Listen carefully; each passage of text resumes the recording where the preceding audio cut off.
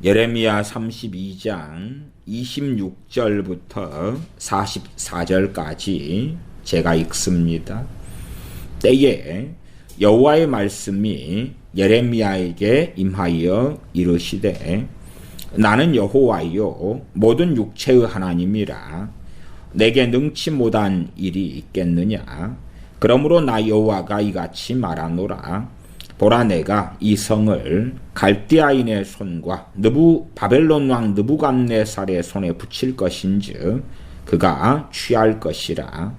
이 성을 치는 갈대아인이 와서 이 성읍에 불을 놓아 성과 집 곧 그 지붕에서 바알에게 분향하며 다른 신들에게 전제를 드려 나를 경록해 한 집들을 사르리니, 이는 이스라엘 자손과 유다 자손이 예로부터 내 목전에 악만 행하였음이라. 이스라엘 자손은 그 손으로 만든 것을 가지고 나를 경록해 한 것뿐이니라. 나 여호와가 말하노라.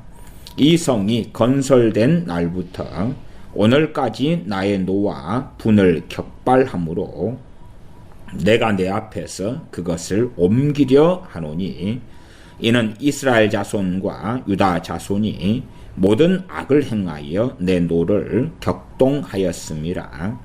그들과 그들의 왕들과 그 방백들과 그 제사장들과 그 선지자들과 유다 사람들과 예루살렘 거민들이 다 그러하였느니라. 그들이 등을 내게로 향하고 얼굴을 내게로 향치 아니하며 내가 그들을 가르치되 부지런히 가르칠지라도 그들이 교훈을 듣지 아니하며 받지 아니하고 내 이름으로 일컬음을 받는 집에 자기들의 가증한 물건들을 세워서 그 집을 더럽게 하며 흰놈의 아들의 골짜 뒤에 바알의 산당을 건축하였으며 자기들의 자녀를 몰래게 불에 지나가게 하였느니라. 그들이 이런 가증한 일을 행하여 유다로 범죄케 한 것은 나의 명한 것도 아니요 내 마음에 둔 것도 아니니라. 그러나 이스라엘의 하나님 나 여호와가 너희의 말하는 바 칼과 기근과 연병으로 인하여 바벨론 왕의 손에 붙임 바 되었다 하는 이 성에 대하여 이같이 말하노라.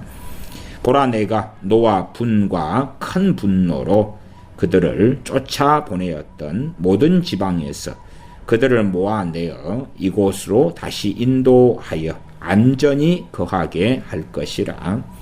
그들은 내 백성이 되겠고 나는 그들의 하나님이 될 것이며 내가 그들에게 한 마음과 한 도를 주어 자기들과 자기 후손의 복을 위하여 항상 나를 경외하게 하고 내가 그들에게 복을 주기 위하여 그들을 떠나지 아니하리라 하는 영영한 언약을 그들에게 세우고 나를 경외함을 그들의 마음에 두어 나를 떠나지 않게 하고 내가 기쁨으로 그들에게 복을 주되 정령이 나의 마음과 정성을 다하여 그들을 이 땅에 심으리라.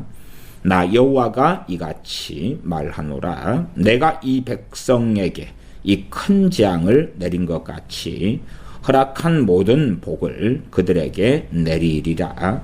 너희가 말하기를 황폐하여 사람이나 짐승이 없으며 갈대아인의 손에 붙임 바 되었다 하는 이 땅에서 사람들이 밭을 사되 베냐민 땅과 예루살렘 사방과 유다 성읍들과 산지의 성읍들과 평지의 성읍들과 남방의 성읍들에 있는 밭을 은으로 사고 증서를 기록하여 임봉하고 증인을 세우리니, 이는 내가 그들의 포로로 돌아오게 함이니라. 여호와의 말이니라. 아멘.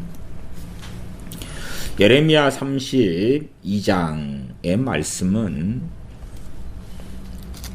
예레미야 선지자에게 하나님께서 밭을 사라.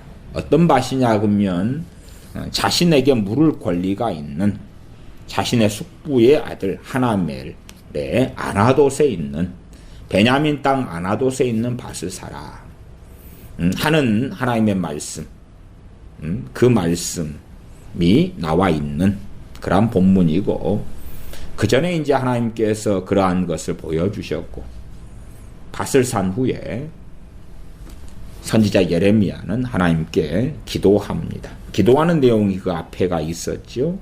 16절로 올라가면 여호와께 기도하여 가로되, 그리고 기도 내용이 17절부터 25절까지 있었습니다.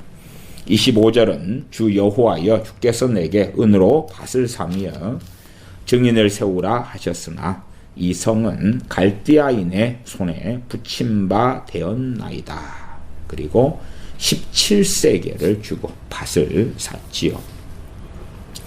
주로 이제 노동자 하루 품삯이 1드라크마고 1드라크마, 은 1드라크마가 6g 정도 합니다. 6g.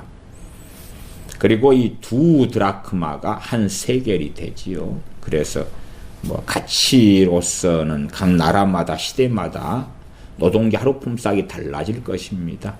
선진국으로 갈수록 노동자 하루 품삯이 높아져 가고, 후진국으로 갈수록 노동자 하루 품삯이 적어져 가지요. 베트남 공장에서 일하는 노동자들은 좀 적고, 지금 이제 중국의 노동자들은 많이 올라갔고, 우리나라 대한민국 노동자들 뭐 심지어 10만 원 이상 받기도 하고요. 미국 같은, 영국 같은 선진국들의 노동자들도 아주 많이 받습니다. 호주 같은 경우도 아주 많이 받지요. 시간당 시급 같은 것 아주 높게 책정되어 있습니다. 과거에는 아주 이렇게 후진국 그 이하 일대의 노동자의 하루 품삯, 그렇게 따지면은 노동자 하루 품삯으로서 17세겔이니까 34드라크마가 되겠죠. 34일을 일해 가지고 벌 수 있는 돈으로 밭을 사는 것입니다. 그러나 당시 예레미야 선지자가 시위대 뜰에 갇혀 있을 때고, 그때는 이미 바벨론이 공격하여서 마지막 왕 시드기야가 바벨론 왕 느부갓네살이 세웠는데 그를 배반하였고, 그리고 작년 그 전해부터 예루살렘 성이 포위되어 있어서 이제는 뭐 베냐민 땅 아나돗에 있는 밭이 쓸모가 없어진 시대다 그 말이에요. 아무 가치가 없어진 시대다. 그런 시대에서 내가 내 땅의 권리를 가지고, 자 예레미야여 내 땅을 사라, 정말 아무 가치가 없는 그런 것인데 하나님께서는 사라 그러신 것입니다. 이 기도가 이어지는 가운데 이제 26절로 옵니다. 26절에는 하나님의 응답이 나와 있습니다. 26절부터 읽어갑니다. 때에 여호와의 말씀이 예레미야에게 임하여 이르시되, 앞에가 때에 나왔죠. 때에. 항상 성경에 강조되는 단어 중에 하나가 때입니다. 때. 누구 때입니까? 하나님이 정하신 때입니다. 물론 저는 이제 예레미야 선지자 기도하자마자 응답이 있었다고 저는 믿습니다. 그러나 그것도 하나님의 때에 그렇습니다. 하나님께서 응답하시는 것이나 무엇보다 주님을 이 땅에 보내신 것은 때가 참에 하나님의 때에 보내신 것입니다. 그것이 하나님의 주권이지요. 그러므로 우리의 때에 하나님의 응답이 없다 할지라도 불평하며 원망하지 말고 하나님을 신뢰하며 의지하며 의뢰하는 것을 멈추지 않아야 될 것입니다. 27절 어떤 응답을 하시느냐? 나는 여호와여 모든 육체의 하나님이라 내게 능치 못한 일이 있겠느냐? 그리고 시작합니다. 예레미야 선지자의 기도도 그렇게 시작했어요. 앞으로 좀 넘어갔어요. 우리가 보면 17절에 이제 16절에가 여호와께 기도하여 가로되, 그리고 17절에 기도를 하지요. 17절을 보면 슬프도소이다 주 여호와여 주께서 큰 능과 드신 팔로 천지를 지으셨사오니 주에게는 능치 못한 일이 없으시니이다. 그리고 하나님께서도 맞다. 그리고 동일한 말씀으로 응답을 시작을 하십니다. 27절이죠. 17절, 27절. 물론 제가 이제 이 복잡한 상관관계, 예레미야 선지자의 기도와 하나님의 응답의 상관관계까지는 복잡하니까 따지지는 않겠습니다. 그래도 첫 기도의 첫 문장, 그리고 하나님의 응답의 첫 문장 정도까지는 함께 확인을 하는 것입니다. 27절, 나는 여호와여 모든 육체의 하나님이라 내게 능치 못한 일이 있겠느냐. 우리들도 하나님 능치 못한 일이 없으시오니 그럽니다. 그런데 그 다음에 하나님의 말씀은 기가 막힙니다. 기가 막히다는 이야기는 당황스럽다는 이야기죠. 왜냐하면 우리 믿는 사람들은, 특별히 이 유다의 백성들은 하나님의 백성이고 언약 백성이다 그 말이에요. 그러면 하나님께서 내게 능치 못한 일이 없겠느냐 그랬으면 바벨론이 포위하고 공격하고 칼과 기근과 연병에 죽어가고 있는 상황에서 내게 능치 못할 일이 있겠느냐 그러면서 곧 바벨론과 바벨론 왕 느부갓네살이 물러가게 해주겠고 너희가 자유케 해주겠고 기근도 해결하고 연병도 해결하고 평안하게 해주겠고 잘 먹고 잘 살게 해주겠고 너희의 너희의 문제를 다 응답하여 해결하겠다. 이렇게 나오면 좋을 텐데 내게 능치 못한 일이 있겠느냐 그러면서 능치 못한 일이 없기 때문에 너희를 심판하겠다. 그렇게 말씀하시니까 기가 막히다 그 말입니다. 과거의 이스라엘이나 유다 백성들이나 또한 상당한 우리 크리스천들도 실상 하나님과 등지며 정욕대로 살아가면서도 착각하는 것 중에 하나는 하나님께서 우리 편이실 거다고 착각하죠. 하나님은 우리 편이실 거라고. 더군다나 이제 우리의 착각의 근거는 좀 희박하지요. 왜 희박하냐 그러면 전 세계에 소위 기독교인이 얼마나 많습니까? 기독교인이 그래도 뭐 이것저것 복잡한 거 떼어내더라도 10억 명이 뭐 넘어간다 그렇게 말할 수가 있겠죠. 그런 판국인데 뭐 우리가 특별하다 그렇게 주장하려면 주장 근거가 희박하지요. 그러나 과거의 하나님의 백성은 지구상에 어디에 있습니까? 없잖아요. 하나님의 백성들이 이제 이스라엘, 북왕국 이스라엘이 멸망했고, 그렇기 때문에 남왕국 유다가 이스라엘 이름도 함께 가지고 있으면서 유다입니다. 나아가 그 중심인 예루살렘. 솔로몬 성전이 있는 그 예루살렘. 하나님의 거룩한 이름을 두신 그곳. 성소와 지성소가 있는 그곳. 명목상이라도 하나님의 백성으로, 언약 백성으로 존재하는 그러한 유다, 나아가 이스라엘, 야곱, 야곱아 그럴 때 야곱이 되는 남유다. 그런 하나님의 백성들에 대하여 하나님께서 우리 편이실 수밖에 없다고 주장할 만한 근거는 상당하다고 말이에요. 아니 어디가 유다가 따로 있습니까? 과거 이스라엘 멸망한 다음에 흩어지고 대부분 죽임당하고 거기도 칼과 기근과 연병으로 죽임당하고 소수만 남았고 소수만 남유다로 도망쳐 오기도 했을 것이고 포로로 끌려갔었고 그리고 시간이 백몇십 년이 흘렀다 그 말이. 그러면 하나님은 우리 편이 되실 수밖에 없고 필연적으로 우리와 함께 하시고 돌보시며 복을 주시며 때로는 좀 책망하시고 야단치시더라도 누가 완벽합니까? 그러기 때문에 우리를 어울러 가지고 복의 길로, 은혜의 길로, 축복의 길로, 평강의 길로 인도하셔야 되지요. 그 기대를 할 수밖에 없죠. 그러면 하나님 앞에서 훨씬 더 담대해 왔던 것입니다. 우상숭배 속에 들어가고 완악함 속에 들어가고 그래도 담대해 오는 많은 이유가 이들에게는 있었습니다. 그래서 선지자를 통하여 응답이 이렇게 왔다. 그리고 이러한 응답이 예레미야 선지자 개인만이 아니라 하나님의 말씀으로 선포가 되었을 때도 이런 27절까지 보면 얼마나 기대감이 있겠습니까? 우리가 무슨 짓을 하더라도 하나님은 우리 편이 되실 수밖에 없어. 그런 입장에 나는 여호와여 모든 육체의 하나님이라 내게 능치 못한 일이 있겠느냐. 그럼 뭘 기대해야 되지? 하나님은 능치 못한 일이 없으니까 내가 지금 빚이 한 5천만 원 있는데 5천만 원 갚을 돈 플러스 로또 복권 하나 당첨돼가지고 한 20억, 30억, 10억 이렇게 터지고 이런 거, 이런 좋은 일을, 내게 좋은 일을 기대할 수 있지 않겠는가. 남유다는 남유다대로 기대할 많은 일, 칼이 해결되고 기근이 해결되고 연병이 해결되고 바벨론의 공격과 침략이 해결되고 그러한 것을 기대할 수 있겠지요. 28절입니다. 그러므로 능치 못한 일이 있겠느냐 그래가지고 그러므로 그래서 와 어떤 선물을 주시려고 그러실까. 그러므로 나 여호와가 이같이 말하노라.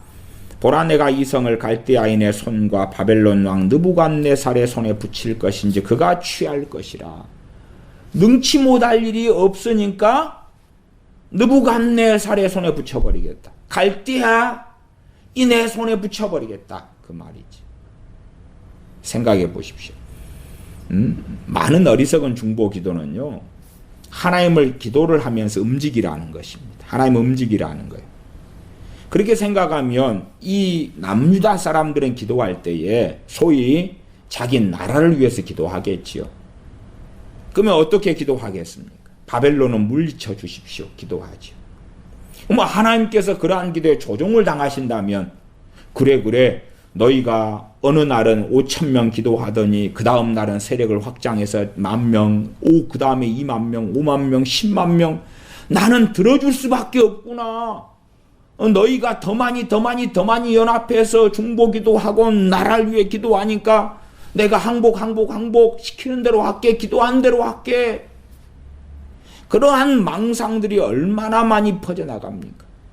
남유다는 어떻게 기도했겠느냐 그 말입니다. 그리고 우리는 예레미야 서등을 통해 확인합니다.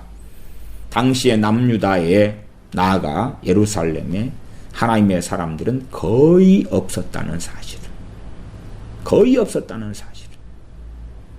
여기에 32장에는 바룩이 등장하기도 하죠. 바룩에게 이제 그 증서 임봉하고 임봉하지 않은 바틀산 증서를 넘겨주는 바룩도 등장하고 나중에 바룩에 대한 말씀은 예레미야서 나중에 좀 더 자세하게 나와 있습니다. 바룩. 그런 바룩도 어느 정도 예레미야가 하나님 말씀을 불러줄 때 받아 기록한 바룩이 좀 나오고 예레미야 선지자 나오고 그 다음에 하나님을 경외했던 사람들이 어디 있었는가 당시 시대적 상황을 찾아보라고 말이에요. 이 예레미야서를 바탕으로 그러면은 얼마가 있었다는 것까지는 우리가 어느 정도 동의할 수 있습니다만은 그러나 그렇게 확연하게 드러날 정도로 결코 많지는 않았습니다. 또한 선지자들도 꽤 있었다는 것이 예레미야서에 나옵니다만은 그러나 당시에 참된 선지자는 예레미야밖에 없었다는 것도 확인됩니다. 선지자들은 많은데 바알이나 아스라의 선지자가 아니라 여호와 하나님의 선지자들입니다. 제사장들도 많고 선지자들도 많은데 참으로 하나님 앞에서 바르게 말씀을 증언하고 대언한 선지자는 이 당대에는 예레미야 선지자밖에는 없었다는 사실이죠. 그런 것을 우리가 성경을 통해 확인할 수가 있습니다. 물론 간혹 가다가는 이제 다른 선지자가 어떻게 살짝 등장합니다. 그러면 조금 미미하게 그렇습니다. 말하자면은 하나님 앞에 서가지고 예루살렘을 구원해 주십시오. 이 나라를 지켜주십시오. 그렇게 기도할 만한 사람이 거의 없었다 하는 것이고 서로 그렇게 기도했다 해도 육적으로 정욕적으로 하나님과 배반하면서 등지면서 우상 숭배 속에 들어가 있고 하나님에 대한 반역 속에 있으면서 예루살렘을 구원하소서, 유다를 구원하소서, 하나님의 백성을 구원하소서 그렇게 한다면 기도 내용이 똑같지요? 똑같아. 하나님께서는 어쨌든 정반대로 행하십니다. 반대로. 누구 중보기도를 받아가지고 그래서 성경의 기도에 대하여 특별히 중보기도라고 일컬어질 수 있는 어떤 기도들에 대하여 도구입니다. 남을 위한 기도, 때로 나라를 위한 기도, 민족을 위한 기도 가운데 숫자를 많이 붙여가지고 그렇게 기도하는 것이 망상일 때가 아주 많습니다. 우리는 우리의 발등에 불이 떨어지면 그것이 빨리 제거되기를 기도하는 이러한 육적인 본성이 작용하게 되어집니다. 그러나 하나님은 누구와 상의하시는 분이 아니십니다. 하나님은 사람의 의견을 존중하시는 분이 아니십니다. 사람의 견해 의견? 토론회를 가집니까? 아니면 투표를 합니까? 숫자가 많으면 대중의 뜻에 따라서 해야 됩니까? 하나님은 절대 그런 분이 아닙니다. 하나님은 진리의 하나님이 되십니다. 하나님은 물론 사랑의 하나님이 되시며 공의의 하나님이 되시며 소멸하는 불이 되시며 심판하시는 하나님이 되십니다. 하나님은 자신을 부인하실 수가 없으십니다. 그래서 하나님께서는 내게 능치 못한 일이 있겠느냐 그러시면서 그 결과로 28절 그러므로 나 여호와가 이같이 말하노라 보라 내가 이 성을 갈대아인의 손과 바벨론 왕 느부갓네살의 손에 붙일 것인지 그가 취할 것이라. 하나님의 그 능치 못할 일이 없는 권능으로 바벨론 갈대아 사람 바벨론 왕 느부갓네살에게 이 성을 넘겨주겠다 하시는 것입니다. 29절 이 성을 치는 갈대아인이 와서 이 성읍에 불을 놓아서 넘겨주니까 이제 그들이 마음대로 행하지요. 마음대로. 하나님이 불을 지르도록 만드신 게 아니고 넘겨주시는 것입니다.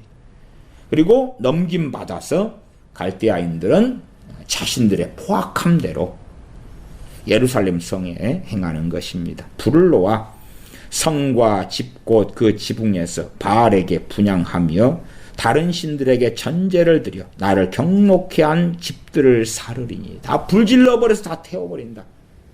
그런데 그 집들에서 너희들이 무슨 짓을 했느냐? 나를 경록해 하였지 않느냐? 너희들의 그 지붕에서 바알에게 분향했다. 또한 다른 신들에게 전제를 바쳤다. 나를 경록해 했다. 그 집들을 다 불질러 버리게 해주겠다. 다른 지역보다도 대도시의 집값이 비싸지 않습니까? 당연하게 이스라엘의 수도였고 남유다의 수도였던 예루살렘의 집값, 땅값은 얼마나 비쌌겠습니까? 거기에서 집 한 칸 장만하는 것은 평생 아니 대대로 오랜 세월 동안 장만해 왔던 것이겠지요. 그런데 그것이 하나님이 전능하시기 때문에 갈대아 사람들 손에 붙여서 하루에 순식간에 잿더미로 만들어 버리신다 하는 것입니다. 잿더미에 수십 년 혹은 조상 때로부터 오랫동안 장만했던 그 수도 예루살렘에 있는 단칸방이든 혹은 아름다운 집이든지 간에 잿더미로 만들어 버리겠다는 하나님의 선언이고 응답입니다. 왜요? 우상숭배 속에 다른 신들에게 분향함 속에 바알에게 분향하고 다른 신들에게 천제를 드리는 그 악함으로 하나님을 경록해 하였기 때문에 하나님이 경노하셔서 하나님의 그 전능한 권능으로 그 성을 갈대아인의 손에 붙이셨다 하는 것입니다. 이러한 일이 벌어질 것이다. 30절 이는 이스라엘 자손과 유다 자손이 예로부터 내 목전에 악만 행하였습니다. 과거에 BC 721년에 멸망했던 혹은 722년에 멸망했던 북왕국 이스라엘이나 또한 당시에 아직 멸망당하기 직전에 그 다음 해에 멸망당합니다. 제가 이 예루살렘 성이 가두어진 것이 시드기야 왕 9년 10월부터 11년 4월 9일까지 1년 6개월 동안 포위되어 가지고 멸망하는데 당시에 지금 예레미야 선자가 밭을 살 때가 32장 1절에 시드기야 10년이라고 나와요. 10년. 21살의 왕이 돼서 11년간 통치했는데 시드기야 왕 마지막 왕입니다. 그때에 지금 10년째 벌어져요. 그러니까 그 다음 해에 4월 9일 날 끝나는 거지요. 그 전체 기간이 1년 6개월 정도 된다고 말씀드렸습니다. 근데 이 이스라엘 자손과 유다 자손이 예로부터 내 목전에 악만 행하였음이라. 여기서 악만, 악도, 악을 보다 악만. 물론 악만 행한 이스라엘과 유다 자손 입장에서는 악을 행하였는데 조금 악을 행하는 자들을 누구라 그럽니까? 악인이라 그럽니다. 악을 행하는 자들을 악인이라 그래요.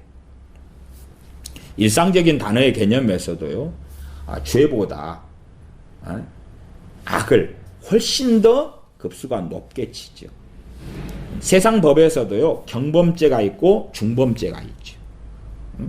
경범죄는 가다가 빵을 이렇게 훔쳐요. 그러면 경범죄가 되겠고, 악은 사람을 살인하고 이런 것이 중범죄가 되겠죠. 마귀에 대해서도 다른 말로 악마 그러잖아요. 악령, 귀신들에 대해서 악령 그러고, 죄인, 그다음 악인, 일반적으로 이제 토탈해서 죄악 그렇게 말하기도 합니다. 그러나 여기서 악만 행했다 그럴 때에 이스라엘 자손들이 악인들, 유다 자손들이 악인들이었다 그 말입니다. 그러나 우리가 당시의 시대로 갔을 때에, 예루살렘 거민들의 입장으로 들어갔을 때에 자신들이 악인으로 보였겠습니까? 안 보였겠습니까? 안 보였겠죠. 내 자녀들이 악인으로 보였겠습니까? 안 보였겠습니까? 안 보였겠죠. 내 이웃이 이웃사촌이 가족이 형제가, 그 다음에 제사장님들이 악인으로 보였겠습니까? 안 보였겠습니까? 안 보였죠.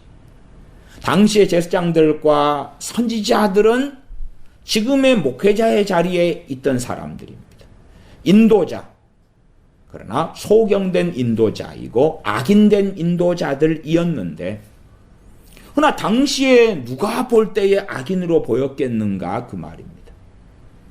서로의 얼굴이 똑같고, 그러면 악인이 아니라 우리는 다 허물이 있습니다. 우리는 다 죄가 있습니다. 죄 안 짓고 어떻게 사나요? 허물이 있고 부족함이 다 있지요. 그런 보편적 죄인으로는 보였겠다 그 말이에요. 완벽하지 못한 죄인들로. 그러나 내 얼굴이, 저 사람의 얼굴이 악인으로는 안 보였을 거라 그 말이에요. 제가 잠언이나 잠언 강의하면서 악인, 의인, 거만한 자, 교만한 자, 미련한 자, 지혜 없는 자, 지혜로운 자 등등. 그러나 핵심 포인트는 악인과 의인이 상당합니다. 그래서 100수십 번의 잠언 강의를 통하여 본문이 잠언에 너무나 많이 악인과 의인이 나오고, 시편도 마찬가지고, 전도서도 그렇고, 그런 걸 많이 설교했습니다.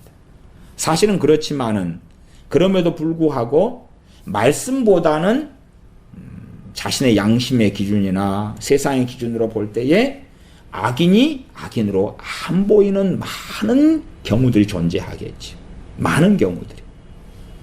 성경의 기준이 아니라 세상 기준이나 자기 기준, 자기 기준이 작용하는 게 뭐죠? 자기 양심이다 그 말이에요. 그래서 세상이 악해져도 악해진 줄로 보이지 않기도 하고, 악인들이 가득하고 그 가운데 유감스럽게도 목회자들 가운데 악인들이 많은데도 악인이 악인으로 안 보이고, 그래도 목사님이 부족한 점이 있어. 부족한 점은 내가 목사님을 위해서 중보기도 하면서 메워드려야 돼. 내가 그를 섬겨주고 사랑함으로 메꿔드려야 되지. 누가 완벽한 목사가 어디 있겠어. 그렇게 해서 악인을 의롭다 했다. 잠언 말씀에 의인을 악하다 하고 악인을 의롭다 하면 이 두 가지는 하나님의 미움을 받는다고 말씀하죠. 유감스럽게 상당히 많은 목회자들 가운데 악인들이 많습니다. 그것이 한국교회의 비참함과 참담함의 근원적인 이유 중에 하나입니다. 그러나 악인이 악인으로 안 보이는 것입니다. 자, 기본적인 이야기를 해보겠습니다. 제가 목사고 설교자다. 자, 그러면 말씀을 맡은 사람이 말씀을 가리우고 덮으면 안 되지요. 말씀을 맡은 사람이 성실하게 하나님께서 무엇을 말씀하셨는가를 전하는 것이 그 부르심이란 말이에요. 그 부르심인데 말씀을 잘라내고 오려내고 도려내고 미화시키고 자기의 이익을 위해서 써먹고 바르게 해석하는 데 관심도 없고 사람들의 듣기 좋은 이야기를 하고, 그럼 그 사람이 누굽니까? 그 목사는 악인이다 그 말. 그 목사는 악인이에요. 그러나 분별력이 말씀에 따라 없기 때문에 악인이 악인으로 안 보이고 거룩한 주의 종으로 보일 거라 그 말이에요. 분별하지 못하고 알지 못하게 되고야 말지요. 그것이 비극인 것이. 그리고 악인에 대하여도 악인을 죄인 수준으로 떨어뜨리고, 왜요? 사랑해야 되니까. 악인을 죄인 수준으로 떨어뜨리고 그 다음에 사랑해야 되니까. 아이고, 좀 죄를 많이 짓긴 한데 나보다 조금 더 짓지 정도로 바꾸는 것이지요. 그러니까 하나님과 보는 관점이 전혀 달라지는 유감스러운 일이 벌어집니다. 그리고 분별력이 상실되고 없어집니다.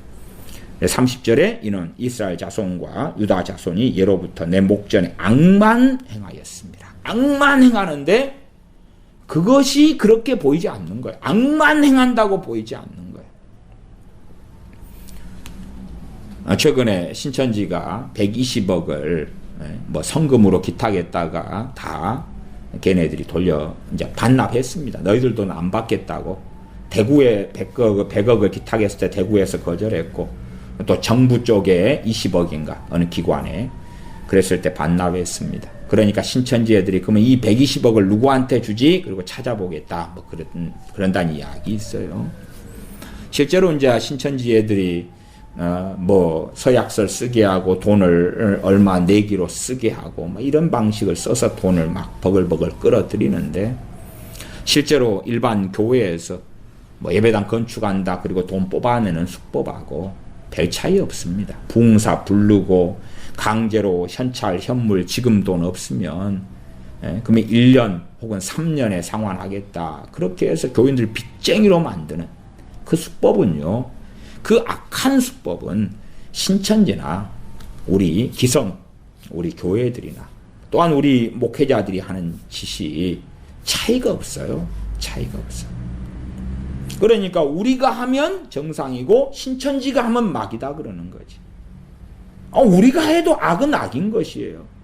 서약서를 쓰게 한다는 것이 원론적으로 하나님 앞에서 맹세를 시키는 것과 서약을 시키는 것과 같은 것인데 어떻게 하나님의 백성들을 빚쟁이로 만드냐 그 말이에요. 아니, 있는 것만, 그것도 유효한 것만 자원함으로 헌금을 내는 원칙이 나와 있는데 그것은 멸시하고 무시한 채 부흥사 부르고 분위기 띄우고, 지금 1,000만 원 나왔어요. 1,000만 원. 이제 2,000만 원 헌금할 사람이 있습니까? 하나님께서 큰 복을 100배로 갚아주실 것입니다. 5,000만 원 할 사람이 있어요. 100만 원부터 갈까요? 어디 경매하는 것도 아니고.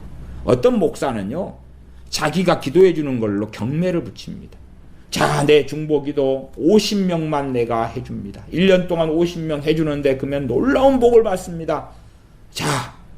50명 받는데 한 명당 얼마입니다. 선착순 신청하세요. 그런 자들부터. 근데 그러한 악을 행하는데요, 당연히 우리 정통이죠. 우리 그냥 유명한 목사님이고 유명한 부흥사님인 거예요. 악이 횡행하고 가득해도 악이 악으로 안 보이는 거예요. 왜? 개나고동이나 아니면 개나 소나 기나고동이나 다 그러니까. 전반적으로 그러니까. 그러니까 전반적으로 다 그러면 우리가 눈을 덮은 가운데 악이 아니다고 해야 되겠죠. 악을 그냥 좀 약화시켜서 죄라든지 허물이라든지 부족함이라든지 실수라든지, 현 정권도 악을 행하면서 들통이 나면 실수였다 그러잖아요. 그런 식으로 바꾸는 것이지요. 당시의 유다 사람들, 유다 자손들도, 또한 그 앞에 이스라엘 자손들도 악만 행했는데 자기들이 행하는 것이 악이라고 생각하기보다 뭐 다 죄 짓고 사는 거지, 안 짓고 어떻게 살겠어, 그렇게 생각하였더라 그 말이죠. 하나님께서 이것을 명백하게 말씀하시는 것이 30절입니다. 이는 이스라엘 자손과 유다 자손이 예로부터 옛날부터 그리고 지금까지지요. 내 목전에 악만 행하였습니다. 이스라엘 자손은 그 손으로 만든 것을 가지고 나를 경록해 한 것뿐이니라. 나 여호와가 말하노라. 그 이스라엘 자손이 하나님을 섬긴다고 했는데 하나님 보실 때 그들한테 있는 것은 뭐밖에 없다고요? 손으로 만든 우상으로 숭배한 것 그거밖에 없다는 거예요. 하나님 아니지요. 그뿐이니라 그렇게 말씀하시면 되시겠어요? 우리가 그래도 우상을 손으로 만들어 숭배한 적도 있어도 하나님 앞에 또 제물도 바치고 기도도 하고 뭐 딴 것도 있었는데 뭐 그것만 있었다고 그러세요? 아니다. 너희는 그거밖에 없어. 너희들은. 왜요? 다른 많은 행함들도 하나님 앞에는 쓰레기에 불과했다. 쓰레기에 불과했다. 그래서 너희들의 특징, 너희들의 중심에는 손으로 만든 우상을 숭배한 그것이야. 너희는 이건 어쩌다가 좀 허전하고 허무하고 어쩌다가 좀 못된 버릇을 배워가지고 어쩌다가 하고, 우리의 중심에는 하나님을 경외하고 섬기고 기도하고 말씀에 청종하고 이겁니다. 그러나 하나님께서는 아니야. 이스라엘 자손은 그 손으로 만든 것을 가지고 나를 경록케 한 것뿐이다. 그것뿐이야. 그것뿐. 너희들이 나를 경외하고 섬겼던 건 없어.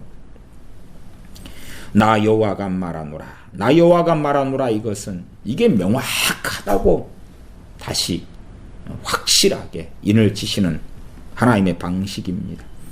31절 이 성이 건설된 날부터 오늘까지 예루살렘 성 이스라엘의 수도로서 건설된 그 날부터 오늘까지 나의 노와 분을 격발함으로 내가 내 앞에서 그것을 옮기려 하노니 이제 참다 더 이상 못 참겠다.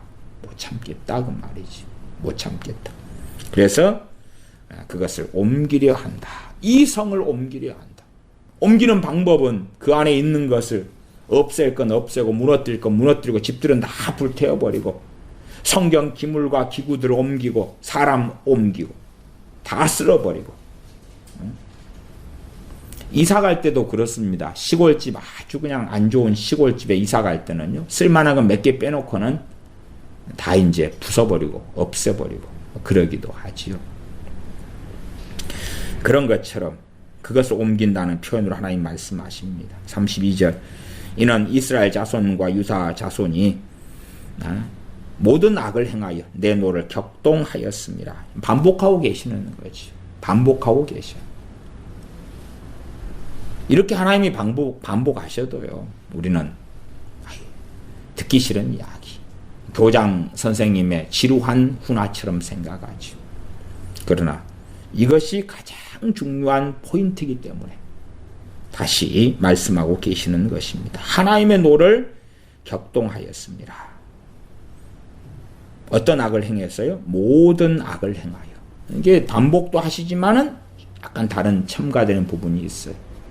이게 이 사람들은 우리가 그래도 악을 특정한 악만 행했지 않아요. 아니, 모든 악이다 그러니까 악한 일은 종류별로 시리즈별로 너희가 다 했어 그 말이거든.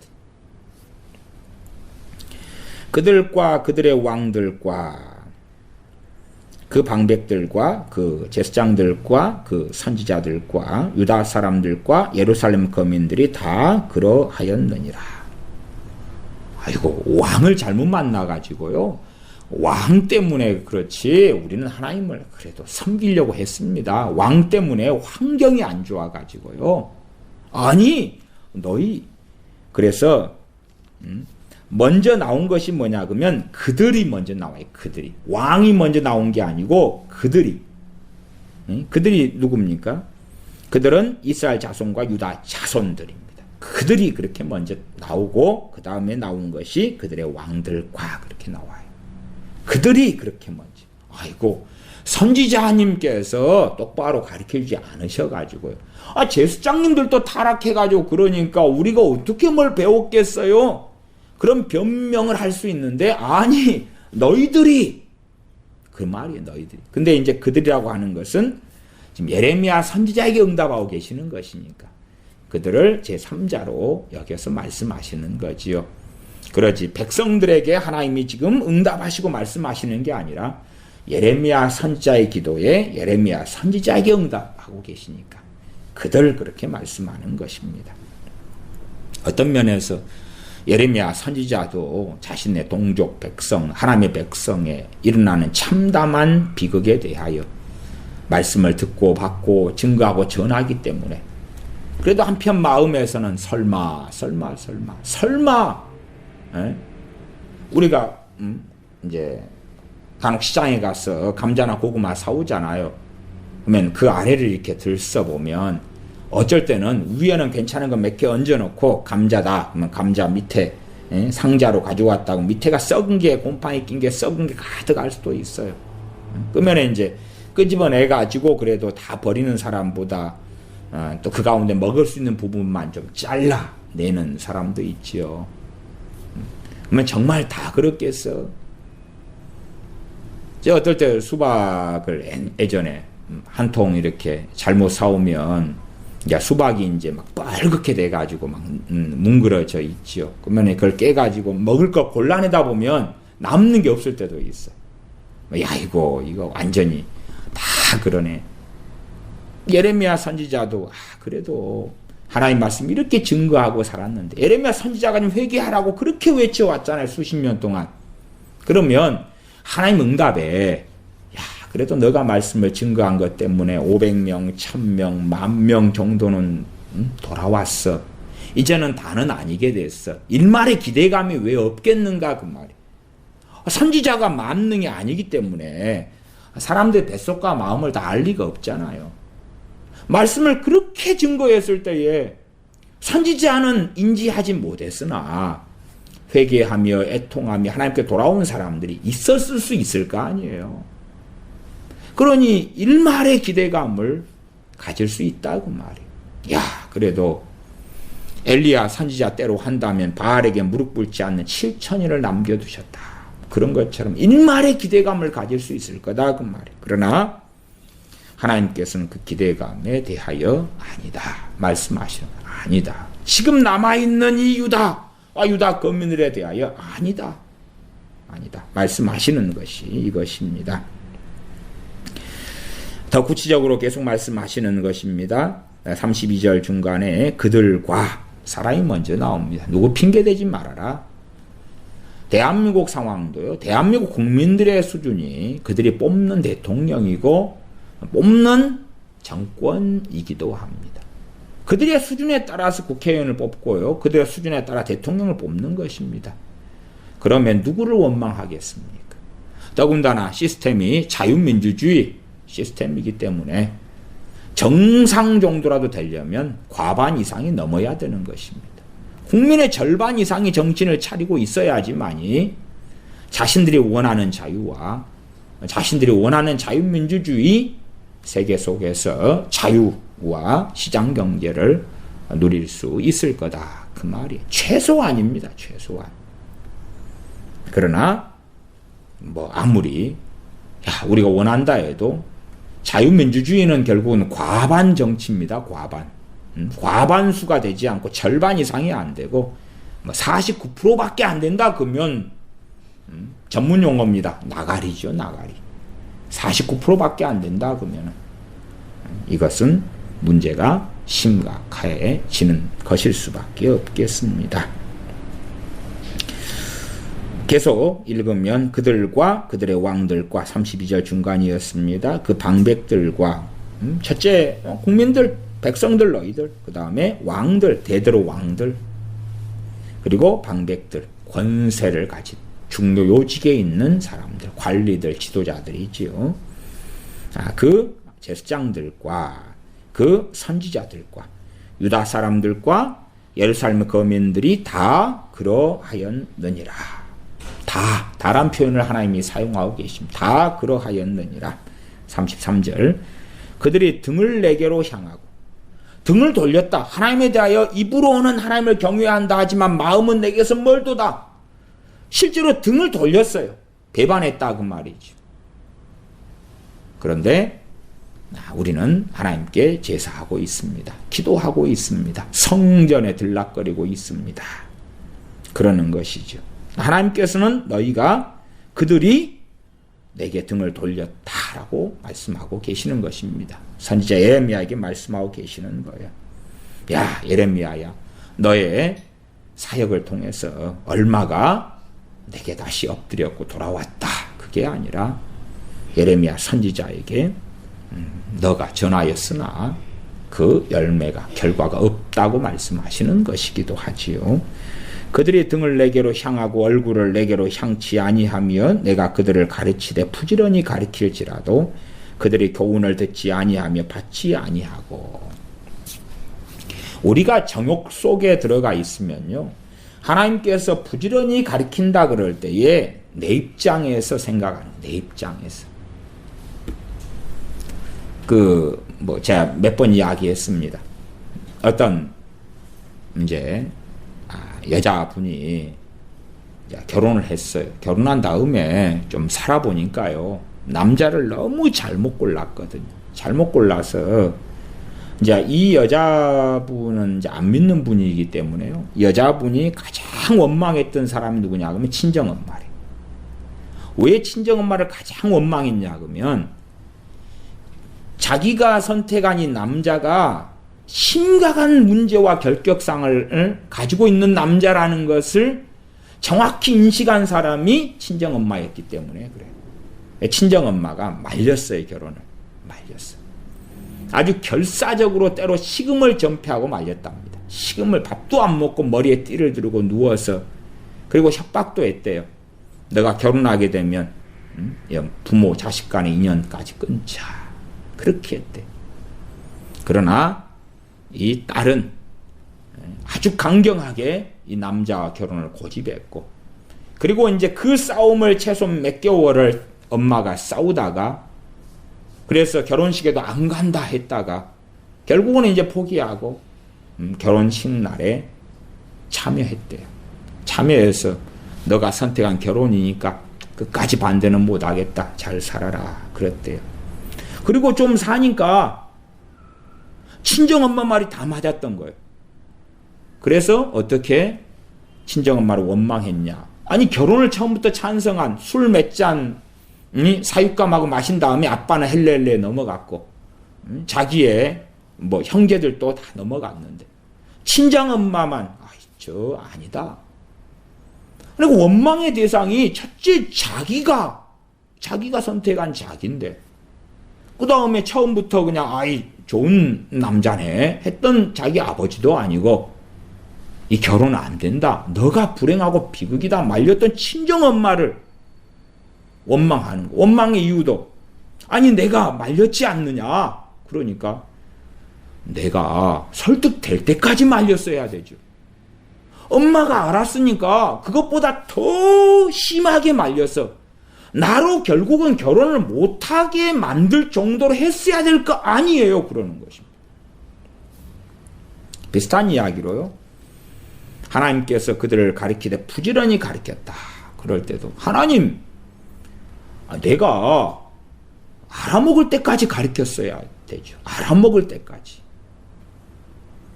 내가 이제 이해했어요. 이해했어요.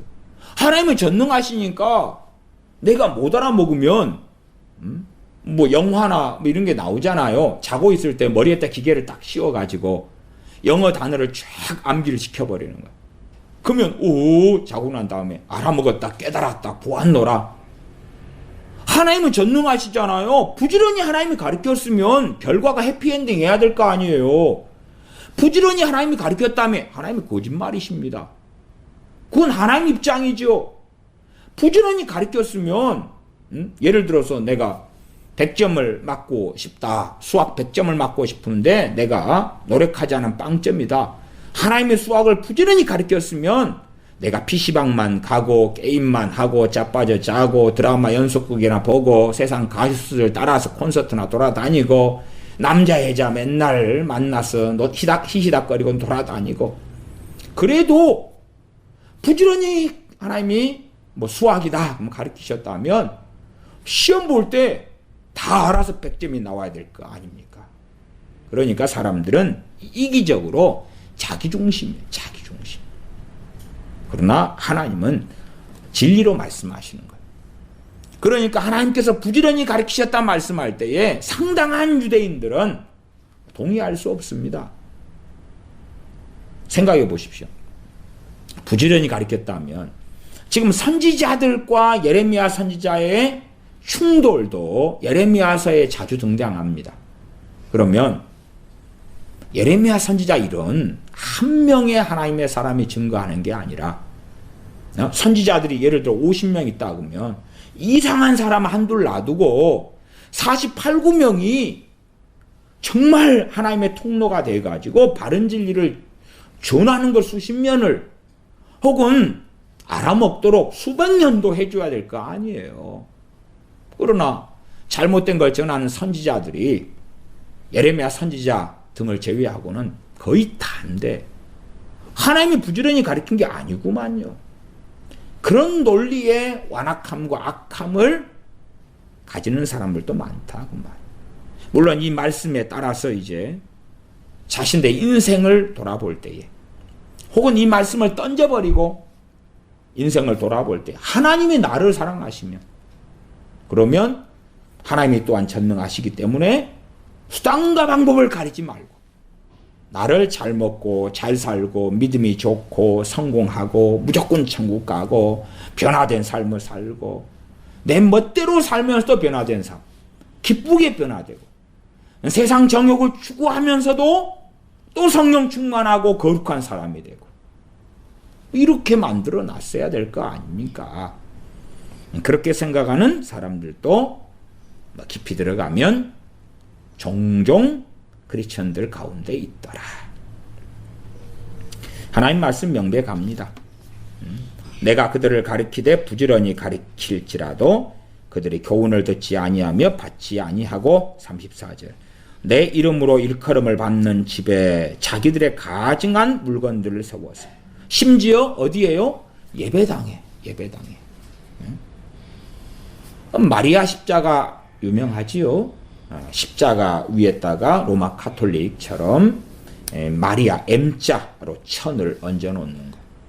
저게 뭔고? 전에 그 합동 측 사랑의 교회에서도 마리아 십자가 세워지고 그런 구설수에 많이 오르면 이제 그런 걸 치우는 거지요. 가증하게 로마 카톨릭과 교회 직제 일체 협의를 통하여 그러한 신부들이 하는 그러한 옷차림을 하고 그러한 방식의 기도문을 사용하고 상당히 많은 교회들에서 카톨릭의 수녀를 부르고 신부를 부르고 또 동합 측의 유명한 그러한 목사들이나 감리교회 등등의 목사들이 승려를 예배당에 부르고 그 다음에 절에 가서 또 부처님 오시냐 축하를 하고 등등부터 시작해서 많은 지금 양상에서의 우상들이 존재해야 합니다. 그리고 예배당 자체를 성전이라 해서 우상화시키는 것부터 시작해서 많은 것들이 있습니다. 이렇게 제가 설교하는 이 단도 우상으로 생각하는 사람들도 있어요. 이 단. 이 단은 그냥 설교할 때 쓰는 받침대라, 받침대. 말씀을 바르게 증거하는 것이 중요하지, 이것은 별로 가치가 없는 거예요. 이게 무슨 가치가 있어요? 이게. 뭐 사도 바울도 말씀을 전했을 때 요게 있어야 됐을 거 아니에요. 사도 바울이 요거 짊어지고 다녔나요? 요건 그냥 플라스틱으로 만들어진 거예요. 썩어지고 낡아지는 거예요. 물론 플라스틱이기 때문에 잘 썩어지고 낡아지지는 않겠습니다만은 이제 이것도 벌써 그래도 한 20년 가까이 사용해 오니까 꾸리꾸리 하잖아요. 옛날에 이게 한 70만 원짜리인데 이게 이것도 싼 건데 꾸리꾸리 하잖아요. 색깔이 이제. 근데 이것은 그냥 도구예요, 도구. 이게 어떻게 거룩합니까? 이게 사람들의 생각이 아이 강대상 저건 거룩한 거. 그럼 당신은 우상을 숭배하지. 합동집 같은 경우는 십자가도 전면에 두면 우상이 된다 그래서 십자가도 예배당 안에서 치우고 이렇게 총의 결의로 하고 그랬습니다. 그러니까 우리는 상당히 좋은 걸 가지고 우상을 만드는 경향성이 있어요. 왜냐하면 주님 대신 눈에 보이는 뭔가를 의지해야 되니까. 그래서 유감스럽게 상당히 많은 크리스천들이 목사를 교주화, 우상화시키고 하나님 대신에 목사를 따르고 섬기는 일도 비일비재합니다. 어느 전 모 목사, 광화문에 섰던 전 모 목사가 그 교회 홈페이지에 들어가면 목사님에게 절대 순종, 절대 복종, 절대 순종하여 목사님 뜻에 따른다. 무조건 순종 이런 게 나오지요. 그럼 무엇이지요? 우상화지요. 교주지요. 교주. 우상화입니다. 그러면 우상은 누굽니까 도대체? 그건 목사가 된 것 아닙니까? 가증한 것을 세웠다 그 말이에요. 예, 현 시대적으로 적용할 때 그렇습니다. 적용할 때. 상당히 많은 어떤 선교단체들 속에서 이 가증한 것들이 아주 많습니다. 우리나라의 선교단체들 가운데 상당히 그 안에가 공산주의 사상을 깔고 가리키는 선교학조들이 아주 많습니다. 가증한 것이 들어와 있는 거죠. 공산주의 유물론인데 하나님을 부정하는데 공산주의 사상을 깔고 가리키다니. 예수원이나 대천덕 신부님 전에 살아계실 때 성공했지요. 그런 양반들도 헨리 조지의 토지론부터 시작해서 사실은 공산주의에 입각한 토지, 또한 공산주의 사상을 전파하는 지금은 대천덕 신부님의 아들이 이어서 하고 있지요. 그들이 하는 일들이 무엇이냐 그 말이에요. 하는 일들. 대천덕 신부님이 이제 돌아가실 때 근처에 와서도 그가 주장했던 것은 무엇이냐. 공산주의 입각한 상당히 가증한 것들을 주장했다는 것은 알만한 사람들은 압니다. 그런 이야기는 정확한 데이터와 자료를 가지고 말해야 되기 때문에 그러한 자료를 보고 확인하고 못이 읽지 않을 때는 제가 대강 두리뭉실하게만 말하고 자세하게는 말하기 어렵습니다. 정확한 데이터를 가지고 말해야 하지만이 위증이 아니게 되거든요. 아무리 맞는 말이라 해도 기억이라는 것은 왜곡될 소지와 여지가 있습니다. 똑같은 데이터와 사실을 가지고도 해석이 달라지기도 하니까요. 그래서 그런 제 대천덕 신부님에 대해서나 예수원에 대해서도 언제 한번 해야 되겠다 그러는데 사실은 제 개인적으로 한 2년 미뤄온 것 같아요. 또 굳이 또 하고 싶은 마음도 별로 없고 그렇습니다.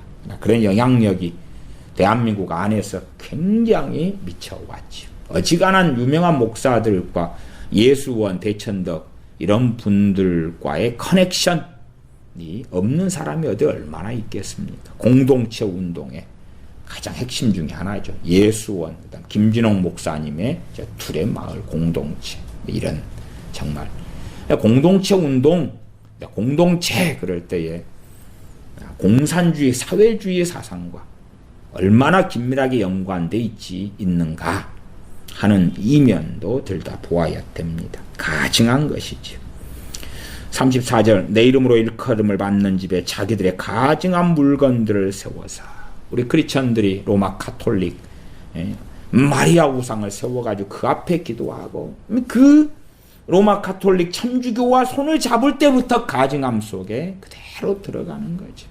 가증함의 종류가 얼마나 많은지 모릅니다. 얼마나 많은지 몰라요.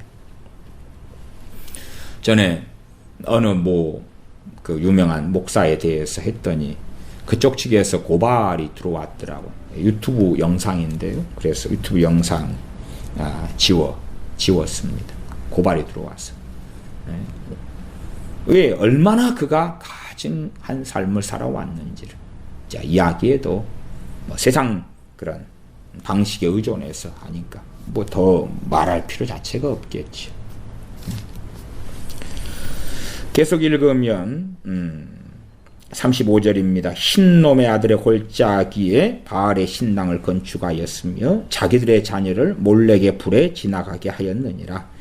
그들이 이런 가증한 일을 행하여도 유다로 범죄케 한 것은 나의 명한 것도 아니요 내 마음에 둔 것도 아니니라. 하나님이 전능하시니까 하나님 책임 아닙니까? 하나님의 허락 없이 그들의 자녀들을 몰렉의 불에 지나게 하겠습니까?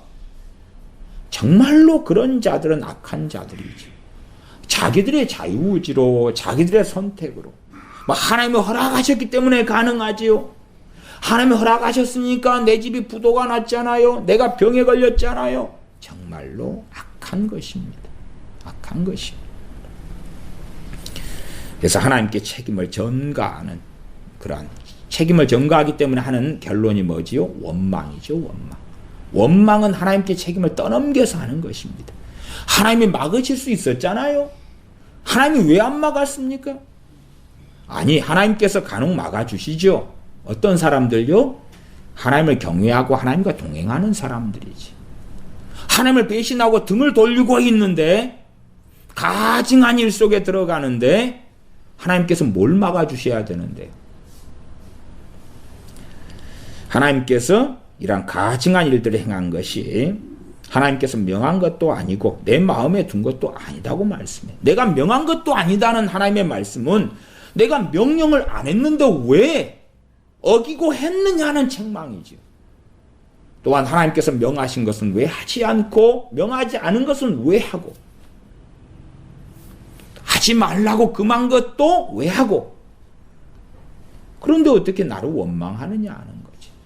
왜 내게 책임을 전가하고 또한 온갖 가증한 일을 행하면서도 하나님께서는 우리를 보호하셔야 돼. 지키셔야 돼. 언약을 맺으셨으니까. 자기들이 언약을 파괴했으면서도 그러한 주장을 한다 그 말이죠. 상당히 많은 예루살렘 거민들이, 유다인들이 그렇게 하나님을 원망하면서 죽어갔을 것이고 포로로 끌려가면서 하나님을 원망하고 노예살이를 하다가 죽어가기도 했습니다. 36절입니다. 그러나 그렇게 해서 이제 아직 벌어지지 않을 일이 이제 곧 벌어진다고 말씀해요. 곧 벌어진다. 그 다음에 회복에 대한 말씀이 그 다음에 있습니다. 회복에 대한 말씀도 첫째는 가장 중심은 우리 주님의 오심이고, 주님의 오심. 그 다음에 좀 더 가까이 벌어질 일로서는 70년이 지날 때에 포로에서 돌아온다는 것. 그 두 가지가 나와 있습니다. 회복에 대해서 하나는 포로 귀환이 있고 또 하나는 가장 중심이며 중요한 회복인 주님의 이 땅에 오심, 메시아께서 오심에 대한 이야기, 그리고 그 결과로 성령님을 부어주심에 대한 이야기까지 이어져 있습니다. 그러나 이제 36절에 그러나 그렇게 해서 소망과 희망적인 이야기를 하나님이 하시지만, 그러나 이 이루어지는 것이 먼저 하나님의 심판이 먼저고 그 다음에 회복에 대한 일이 있을 때에 주님의 이 땅에 오심은 그때 이후로 거의 600년 가까운 시간 뒤고, 그 다음에 포로에서 귀환되는 것은 이때가 588년 그렇게 잡으면, 그러면 539년이니까 약 50년 후의 일이다 그 말이에요. 시간이 엄청나게 오래 걸려요.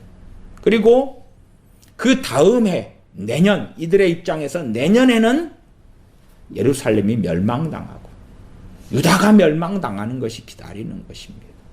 그러면 하나님의 위로, 회복의 약속 그러지만 이것은 하나님께서 이렇게 전능하시기 때문에 내가 하겠다 하시는 것이지. 오늘 너희가 고난 겪느냐? 내일은 아름다워질 것이야. 잠깐만 참아봐. 그런 말씀이 아니다 그 말이에요. 36절부터 읽어갑니다.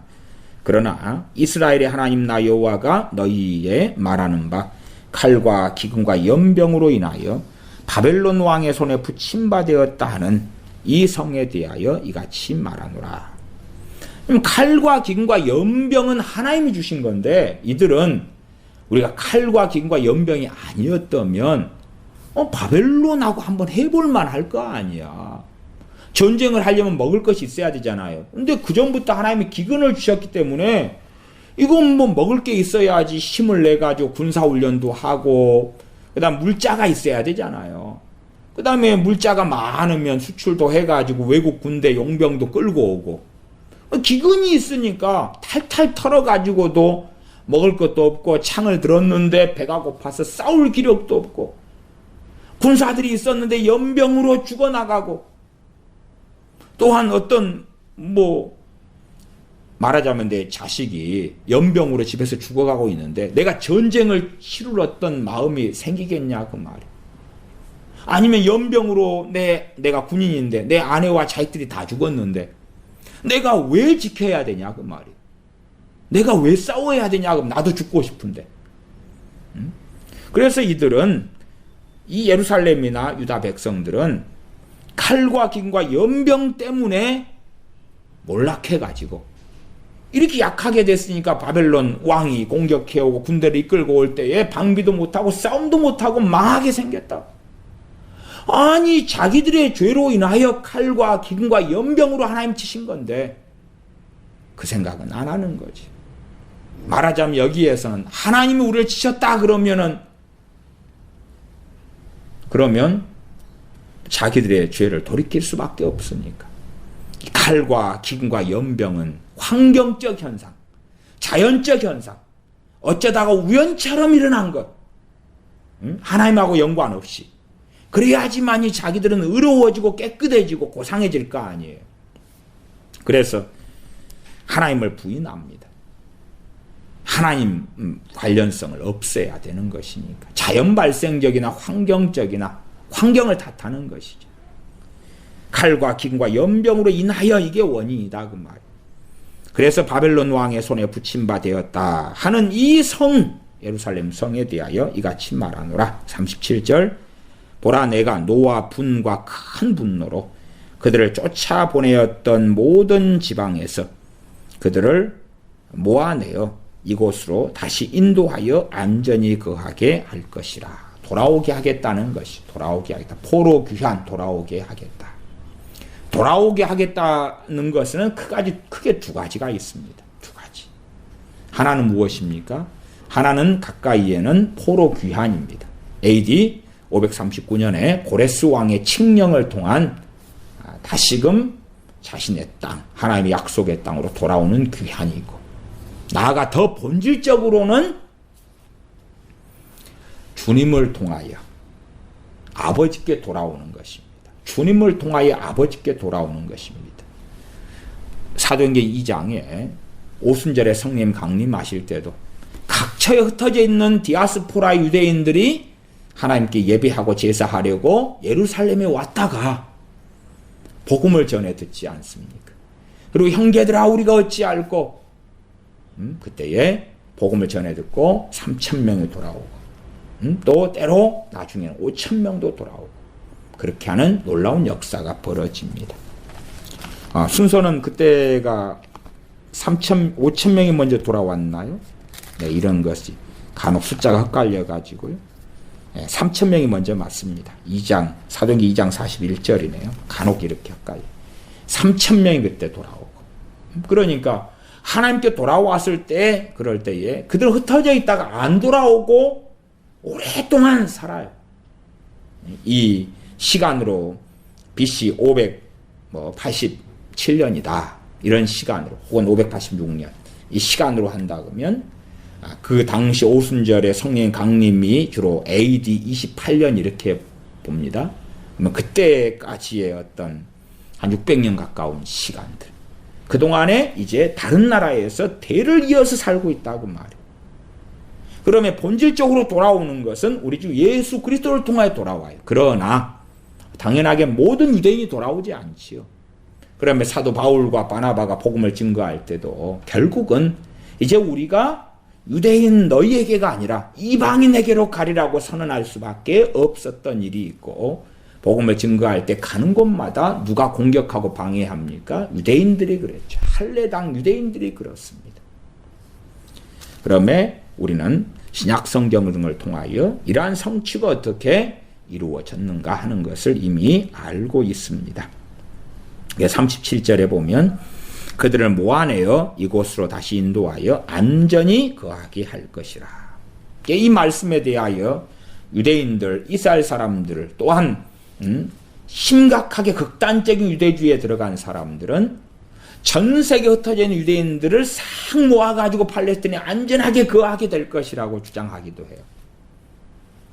그러나 사실상 이제 국내에 이스라엘 안에 있는 유대인들하고요, 흩어져 있는 유대인들하고 합치면요, 그 팔레스틴 땅에 발붙이고 살기가 어려울 정도의 인구가 나와요. 왜? 그 팔레스틴은 땅이 적거든요. 기껏해야 이 전라도 크기, 그보다 약간 적던가요? 별로 그렇게 크지 않은 땅이다 그 말이에요. 거기에 다 모든 유대인들이 다 모이면 사람이 많아지면 강력해질까? 그리고 정복전쟁을 통하여서 레바논을 점령하고 이집트로 진격하면 강대국이 될까? 그런 걸로, 그런 정치적인 문제와 사회적인 문제, 국력의 문제로 유대인들은 보아왔다 그 말이에요. 그래서 아주 강력한 나라가 되니까 안전하게 거하게 될 것이다. 역사적으로 안 그래요. 유대인들 같은 경우도 해외에 흩어져 있는 디아스포라들 가운데는 미국이 지금 가장 많지요. 전에 유대인의 인구나 숫자에 대해서 제가 이야기한 적이 있습니다. 다시 인도하여 안전히 거하게 할 것이라. 포로에서 귀환된 다음에 정말 안전히 거한 적이 있었습니까? 얼마나요? 언제요? 느헤미야 총독이 와가지고 그래서 예루살렘 성벽을 중건한 다음에 얼마간 안전히 거한 적은 있었기도 하지요. 그러한 때들이 간혹 그 마카비 혁명을 통해서도 얼마간 뭐 그런 등등, 그러나 그러한 시간과 세월들은 많지 않았습니다. 그렇기 때문에 정말로 안전히 거하게 하는 이 부르심, 하는 이 일들이 어떻게 성취가 되느냐. 주님께서 요한복음 15장에 너희는 내 안에 거하라. 그 부르심이에요. 그 부르심, 주님 안에서만이 안전이고, 그 안전은 영원한 안전이고, 그러나 그것을 육체적 안전이나 신체적 안전이나 경제적 안전을 이야기하는 게 아니다는 것을 우리는 신약 성경을 통하여 확인할 수가 있는 것입니다. 사도 베드로가 안전했습니까? 사도 요한이 안전했습니까? 사도 바울이 안전했습니까? 누가 안전했나요? 누가요? 그러나 그들이 안전하지 않았습니까? 아니지요. 그들은 주님 안에서 안전했습니다. 주님 안에서 안전했으나 매를 맞았고 채찍에 맞았고 유리 걸시겠고 굶주렸습니다. 또한 죽임당했습니다. 그들은 안전했나요? 안전하지 않았나요? 그들은 육체적으로는 안전하지 않았습니다. 그러나 그들은 진정으로 주님 안에서, 하나님 안에서 안식했고 안전했습니다. 과연 여기에서 이곳으로 다시 인도하여 안전히 거하게 할 것이라. 그 안전은 어느 안전이겠느냐 그 말이에요. 유대인들이 주님을 영접하지 않는 것은 이 안전을 세상적, 장소적, 국가적, 영토적 안전으로 보기 때문에 주님을 영접하지 않고 주님을 메시아로 인정하지 않습니다. 이 안전, 영토적 안전, 경제적 안전, 안보적 안전을 가져오는 이가 메시아다 하는 것이지요. 그리고 또한 이제 우리 주님의 초림을, 또한 부활 승천을 지난 다음에 믿게 된 우리 크리스천들 가운데서도 이 안전을 또한 그런 안전으로 믿고 주장하는 어리석은 자들도 많이 있습니다. 그러나 이곳으로 다시 인도하여 안전히 거하게 할 것이라. 그리고 이 완벽한 성취가 주님께서 오시고 주님께서 십자가를 지시고 복음을 증거하시고 그리고 주님 안에서만이 성취되는 것입니다. 모든 유대인들에게 자동적으로 이루어진 것도 아니고, 그리고 이 안전에 대한 부르심 가운데 로마서에 명백하게 그들은 믿지 아니하고 거절했기 때문에 꺾이었다고 말씀합니다. 이 꺾였다는 것이 로마서에 명확히 나온 것입니다. 제가 사견을 이야기한 게 아니에요. 그러나 그렇다 해서 모두 다 버림받거나 모두 다 꺾인 것은 아니다고 또한 말씀하죠. 그 꺾인 그것에 이방인들 돌감람나무 가지들을 접붙였다라고 말씀하고 있다고 말이에요. 그러면 이 안전히 거하게 하겠다는 약속이 누구에게로 이어집니까? 첫째는 유대인에게요. 주님 믿는 유대인에게요. 둘째는 이제는 복음이 증거되어서 주님의 피로 막힌 담을 허신 다음에 유대인과 이방인의 막힌 담을 허신 다음에 들어오게 된 하나님의 자녀 백성들, 이방인이었으나 버림받은 자들이었으나 주님 안에 돌아온 우리 같은 그러한 사람들에게 해당되는 약속이 되었습니다. 38절, 그들은 내 백성이 되겠고 나는 그들의 하나님이 될 것이며 내가 그들에게 한 마음과 한 도를 주어 자기들과 자기 후손의 복을 위하여 항상 나를 경외하게 하고, 한 마음과 한 도. 한 마음이 성령님께서 주시는 한 마음을 이야기하지. 성령님이 주는 한 마음. 그러나 성령 충만을 잃어먹고 성령님이 인도하심을 따라 살지 않고 그러면 한 마음은 사라지죠. 표면적인 기독교인 크리스천으로 남을지 몰라도 한 마음은 사라지겠죠. 그러나 참으로 주님 믿는 사람, 사도행전을 기준으로 할 때 오순절에 성령님이 강림이 있었던 사람들, 한 마음이죠. 한 마음. 그래서 사도행전에 보시면 한 마음 한 뜻으로 그들은 기도하는 것을 확인도 하지요. 일심으로 그들은 외쳐서 기도하고 다시 성령 충만을 받지요. 한 마음. 그러나 유감스럽게 현 시대의 많은 크리스천들은 성령님과 별개로 살고 성령님의 인도하심도 분간하지도 못할 뿐만 아니라 성령 충만을 받는 사람들도 거의 없기 때문에 한 마음이 무엇인지 알지 못하고 그 상황에서 이제 WCC 에큐메니칼 속에 들어갑니다. 성령님 주신 한 마음이 아니라 그냥 로마 가톨릭과 하나 되고 이것과 정교회와 하나 되고 뭐 짬뽕 돼가지고 일치하는 이것이 한 마음이다 하는 정신 나간 짓 속에 들어가서 한 마음 되는 주장을 하기도 합니다. 말하자면 그들은 그냥 이 한 마음과 한 도를 주었다. 그러기 때문에 우리는 다 예수님 믿지? 우리는 한 마음 한 도를 다 가진 거야. 그런 결정론으로 해석하기 때문에 그렇지요. 한도가 누구십니까? 우리의 진정한 도가 누구십니까? 우리의 유일한 진리가 누구십니까? 주님이시죠. 주님만이 우리의 도가 되죠. 십자가의 도가 되시는 분이 누굽니까? 주님이시죠. 주님. 우리의 구원의 길, 생명의 길, 대속의 길, 우리의 참된 유일한 도가 되시는 분은 주님이십니다. 한 도를 주어서 자기들과 자기 후손의 복을 위하여. 이 복은 어떤 복입니까? 하나님의 나라의 복임의 영원한 복입니다. 세상에서 잘 먹고 마시는 그 복이 아니지요. 영생의 복입니다. 이 복을 위하여 항상 나를 경외하게 하고, 항상 나를 경외하게 하고도 하나님의 목적성을 이야기하는 것입니다. 자동으로 이루어진다 이런 게 아니라 항상 경외하게 하게 하시려고 한 마음 한 도를 주겠다는 것입니다. 40절, 내가 그들에게 복을 주기 위하여 그들을 떠나지 아니하리라. 주님께서 이 땅에 오셔서도 성령님은 영원토록 너희를 떠나지 아니하시리라고 말씀하시죠.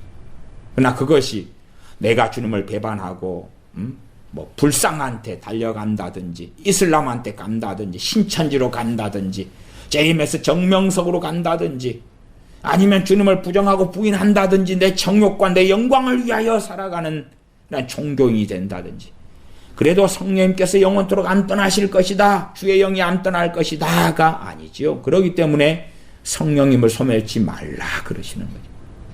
성령님을 소멸치 말라 그러시는 거예요. 소멸이다. 소멸은 어떻겠습니까? 예? 우리가 불을 피웠는데 불이 다 꺼지는 걸 소멸이라 그럽니다. 화재가 났을 때에 소화기로 불을 끄는 걸 소멸이라 그러는 거죠. 다 꺼버리는 것입니다. 성령님이 어떻게 소멸되는 분입니까? 성령님이 소멸되는 분이 아닙니다. 영원한 삼위의 하나님 되시는 분이 성령님이십니다. 뭐 성령님을 소멸치 말란 이야기가 어떤 이야기겠습니까? 내게 역사하시는 성령님께서 내게 떠나시는 걸 이야기하는 거지. 그러나 말씀은 영원토록 떠나지 아니하리라 했잖아요. 어떤 사람요? 당연히 주님께서 인정하시는 주님 사람이지. 주님 사람이지.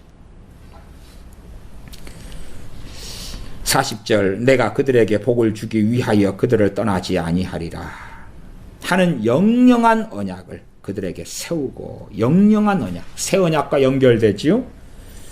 나를 경외함을 그들의 마음에 두어. 그래서 성령님에 대하여 나를 경외하는 신, 경외하는 영, 경외케 하는 영이라고 말씀하지요. 하나님을 경외하는 또한 경외케 하시는 성령님.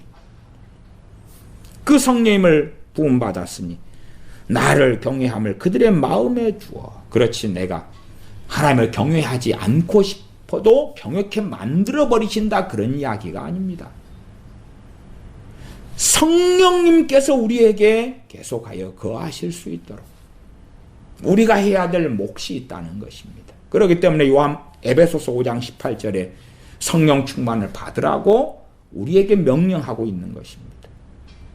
그러한 명령도 기억하지 않은 채에 하나님의 일방적인 성취와 약속이다. 그렇기 때문에 내가 멋대로 살아도 이 약속이 이루어질 것이다.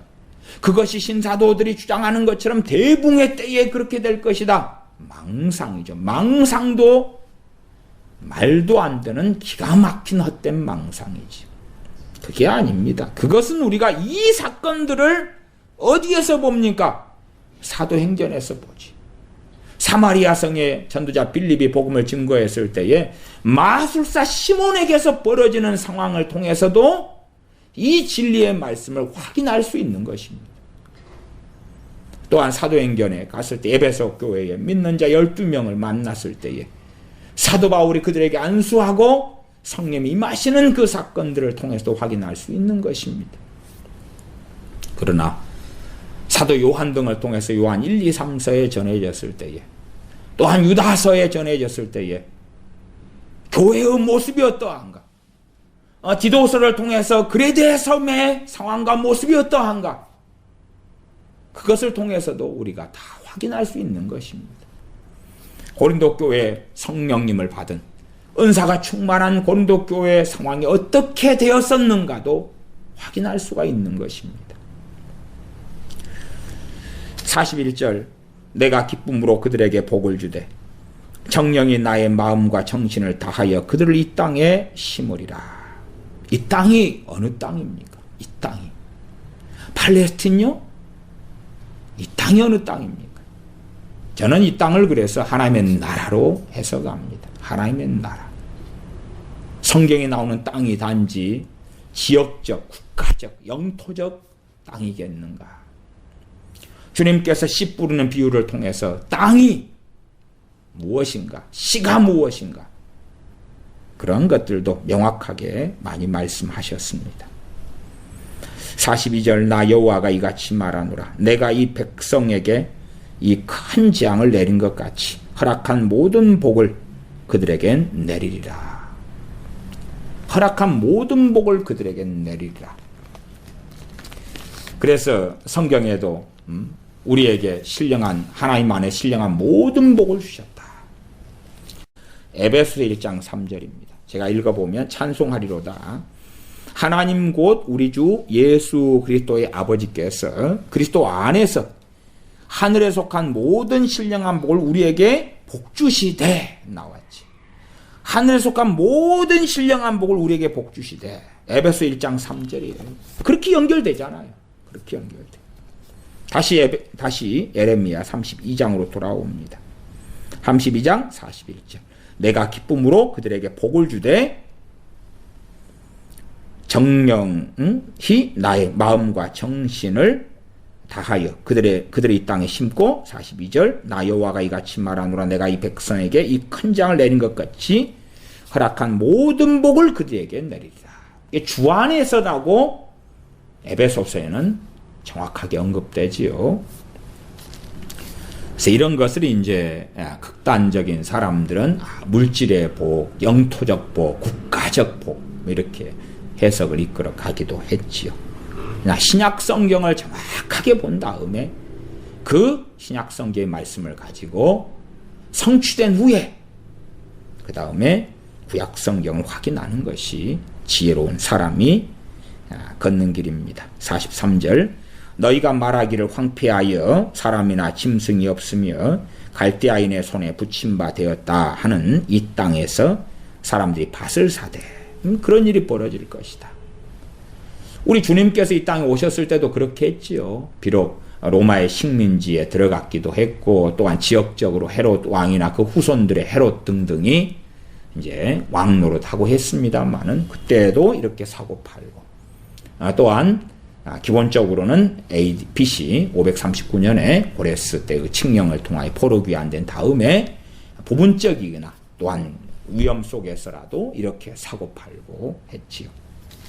정말로 유대인들이 하나님의 백성들이 하나님을 참으로 경외했다면 이 말씀은 그들의 실제적으로 더 놀랍고 강력하게 이루어졌을 거라 저는 믿습니다.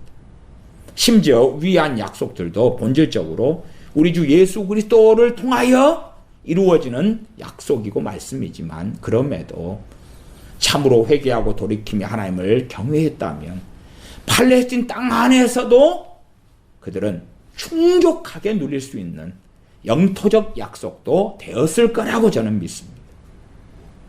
그러나 그러한 것이 비록 일부밖에는 실현되지 아니했을지라도 말씀이 성취되지 않았다고 볼 수 없는 것은 우리 주 예수님 안에서 주님의 십자가의 복음을 통하여 믿는 자들에게 이 약속은 성취된 것이기 때문에 그렇다고 말이에요. 말씀의 1.1핵이라도 결단코 다 이루어질 것이다 하는 대로 성취되었고 또한 성취되고 있다 하는 것을 말씀드립니다.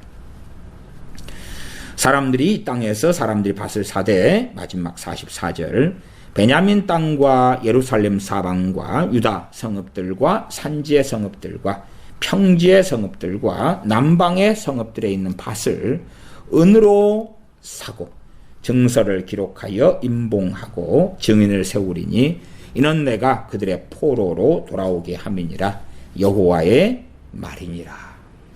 너가 예레미야 너가 이 백성들의 멸망과 예루살렘 성이 에워싸이고 그리고 칼과 기근과 연병을 보고 있는 지금 그러나 어느 때에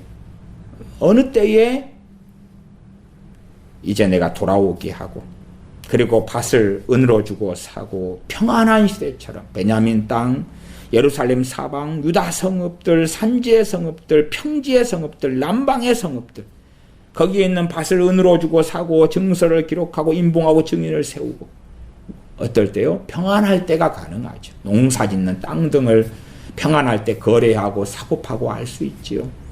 그런 때가 오게 하겠다. 예레미야 너가 상상할 수 없겠지만 지금 현재 타락한 상황 바벨론 왕의 공격을 받아 에워싸이고 포로로 끌려가고 죽임당하고 칼과 기근과 연병에 죽어나가는 상황에서는 이 평화로운 때를 상상하지 못하겠지만 하나님께서 내가 반드시 이러한 때가 오게 할 것이다 라고 예레미야 선지자에게 말씀하시면서 44절 마지막에 여호와의 말이니라 하고 마감합니다. 하나님의 전능하시기 때문에 이 두 가지. 하나는 심판을 행하시고 어느 때에 하나님의 때에 포로에서 돌아오게 하시고 우리 주 예수 그리스도를 보내셔서 그들에게 영영한 언약을 주고 하나님을 경외하는 마음을 그들의 마음에 두고 떠나지 않겠다. 기쁨으로 그들에게 복을 주겠다. 이 약속이 이루어질 것이다. 고 말씀하고 계십니다. 기도하겠습니다. 아버지 하나님,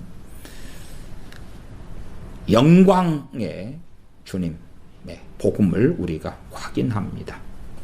우리의 사는 처음과 끝이 하나님을 경외하며 또한 사랑하는 길을 주님을 통하여 걷게 하여 주시옵소서.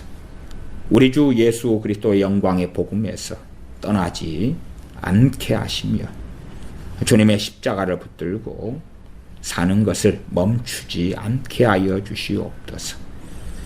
주님으로 인하여 우리를 구원하신 그 은혜, 그 사랑, 또한 우리를 위하여 친히 피를 흘려주신 그 은혜, 그 사랑, 우리의 죄로 허물로 가득한 날마다의 여정 속에서 떠나지 아니하시며 도우시며 하나님을 경외하는 마음, 기도할, 하나님을 신뢰하고 믿을 그 은혜를 주시는 성령의 도우심을, 또한 그 사랑과 은혜를 망각하지 아니하고 후퇴치 아니하고 침륜에 빠지지 아니하고 하나님을 영화롭게 하며 섬기며 사랑하며 먹든지 마시든지 무엇을 하든지 하나님의 영광을 위하여 살아가는 우리 되게 성령님께서 우리에게 충만을 주시며 은혜를 주시며 주님께서 우리에게 불과 성령님을 부어 주시옵소서. 우리 주 예수님의 이름으로 기도하옵나이다. 아멘.